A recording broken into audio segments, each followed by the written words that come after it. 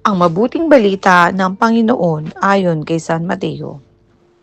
Noong panahong iyon, sinabi ni Jesus sa kanyang mga alagad ang talinhagang ito.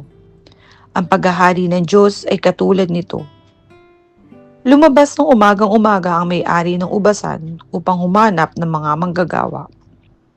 Nang magkasundo na sila sa upa na 1 denaryo maghapon, sila'y pinapunta niya sa kanyang ubasan.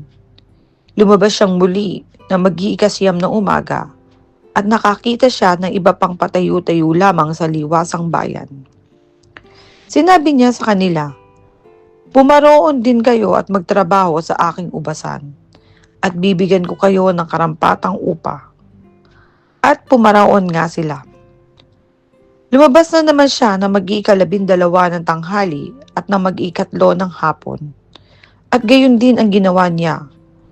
Na mag-iika-5 ng hapon, siya'y lumabas uli at nakakita pa ng mga ibang wala ring ginagawa.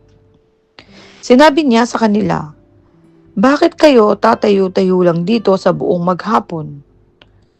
Wala pong magbigay sa amin ng trabaho sagot nila. At sinabi niya, "Kung gayon, pumaroon kayo at gumawa sa aking ubasan." Pagtatakip silim, sinabi ng may-ari ng ubasan sa kanyang katiwala, "Tawagin mo na ang mga manggagawa at sila'y upahan, magmula sa huli hanggang sa buong nagtrabaho." Ang mga nagsimula na mag-iika-5 ng hapon ay tumanggap ng tig-1 denaryo.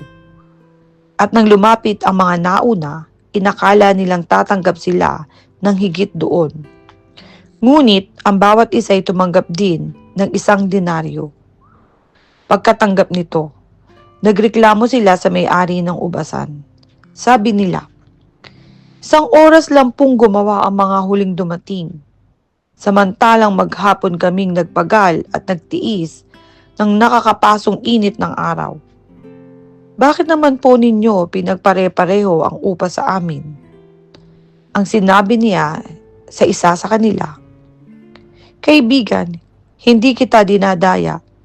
Hindi ba't nagkasundo tayo sa 1 denaryo? Kunin mo ang ganang iyo at umalis ka na. Maano kung ibig kong upahan ang nahuli ng katulad ng upa ko sa iyo? Wala ba akong karapatang gawin ang aking maibigan sa ari-arian ko?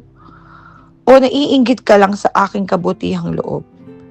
Kaya't ang nahuhuli ay mauuna at ang nauuna ay mahuhuli." Ang mabuting balita ng Panginoon.